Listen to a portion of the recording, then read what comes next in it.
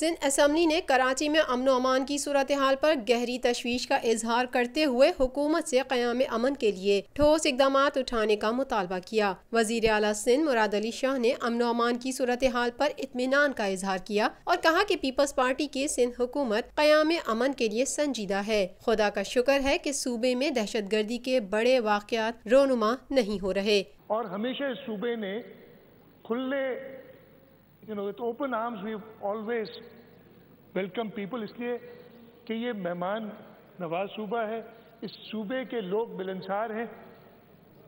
ایک شعر پڑھا، شعر ویر مجھے کم آتے ہیں، سب کو پتہ ہے، جو میرے اس لیے کہ کافی عرصہ ہو گیا اب اس اسمبلی میں، کافی پرانے دوست ہیں۔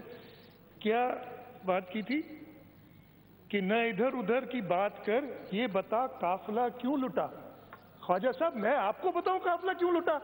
آپ نے تو خود بتایا تھا، آپ نے تو خود بتا دیا قافلہ کیوں لٹا اس صوبے میں، اس شہر میں، کس نے خون ریزی کی۔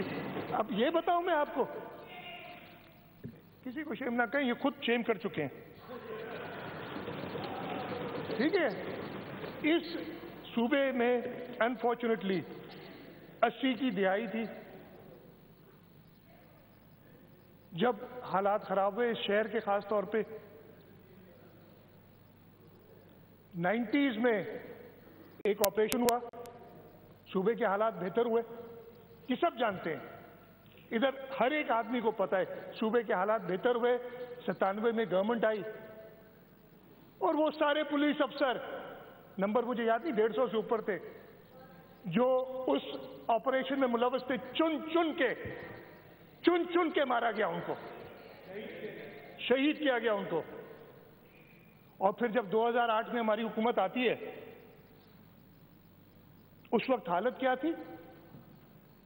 2005 تھا یا 6 تھا کہ کراچی میں کور کمانڈر کے اوپر بھی حملہ ہوا، یاد ہوگا آپ کو؟ یہ حالات تھی، بھول تو نہیں گئے نا؟ 2008 میں جب وہ حکومت میں آئے، اس صوبے کی کیا حالت تھی؟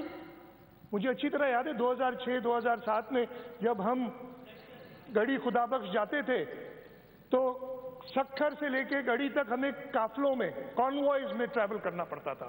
MQM کے رکن اسمبلی محمد حسین کی جانب سے پیش کی گئی تحریک التوا پر بحث میں حصہ لیتے ہوئے حزب اختلاف کے ارکان نے جرائم کی بڑھتی ہوئی شرح کو کنٹرول کرنے کا مطالبہ کیا۔ تحریک التوا 4 پر بحث میں حصہ لیتے ہوئے محرک کا کہنا تھا کہ ایک ماہ میں 209 گاڑیاں کراچی میں چھینی گئیں، موبائل فون 13,000 سے زائد چوری کیے گئے۔ شاید ہی کوئی اس ہاؤس کا ممبر ہو، خاص طور پر اپوزیشن بینچز کا، کہ جس نے سندھ میں امن و امان کے حوالے سے ڈسکشن نہ کی ہو۔ اس پر بجٹ کو بھی زیر بحث لایا گیا کہ جی اربوں روپے ہوم ڈپارٹمنٹ پر یا امن و امان کے لیے جو ہر سال رکھے جاتے ہیں، اس کا کوئی آؤٹ پٹ نظر نہیں آ رہا ہے۔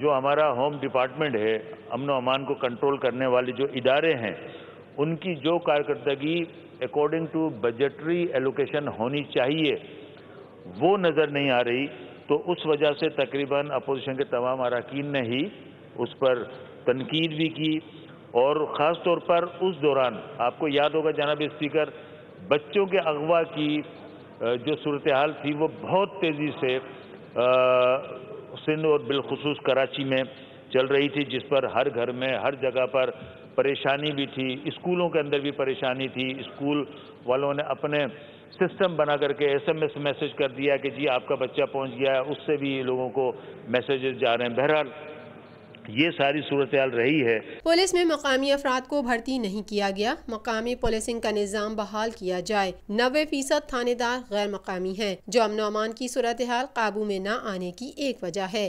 MQM کے پارلیمانی لیڈر کنور نوید جمیل نے کہا کہ جرائم کی سرپرستی پولیس کی طرف سے ہوتی ہے۔ 310 پولیس اہلکار، 2 SPs منظم کرائم میں ملوث ہیں۔ سانگھڑ میں سانگھڑ پولیس اسٹیشن کے ساتھ ہر منگل کو ایک موٹر سائیکلز کی ایک منڈی لگتی ہے جہاں پر یوز موٹر سائیکل استعمال ہوتی ہیں۔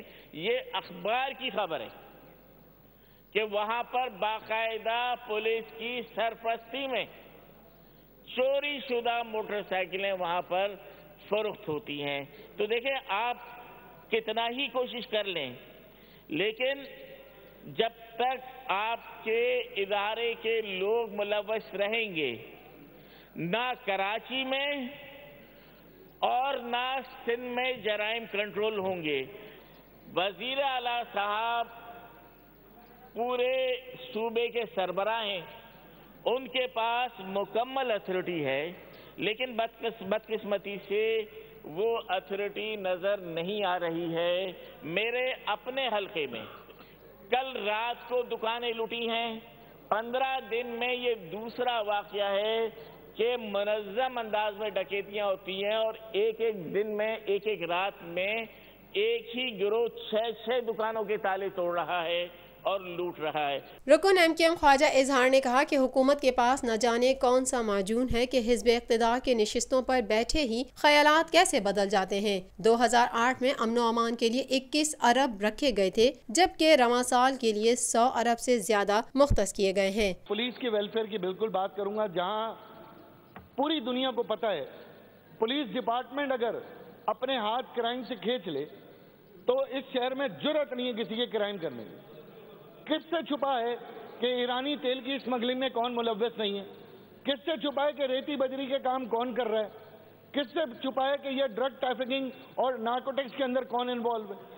बगैर पुलिस की नॉलेज के क्राइम हो ही नहीं सकता। और जहां पुलिस की रिफॉर्म्स की बात है, बिल्कुल रिफॉर्म्स करें। मेरा बड़ा कंसर्न है एक आम कांस्टेबल की वेलफेयर के ऊपर, मेरा बहुत कंसर्न है उसके सेहत के ऊपर, उसकी एजुकेशन के ऊपर, उसके बच्चों के ऊपर। लेकिन अफसोस 500 अरब रुपए खर्च करके सिंध हुकूमत के तमाम डिपार्टमेंट्स की तरह पुलिस का डिपार्टमेंट भी उसी तरह लावारिस और बेयारो मददगार है, जिसके ऊपर हम अमन व अमान पे हर बार तकरीर करते हैं और शोर करते हैं।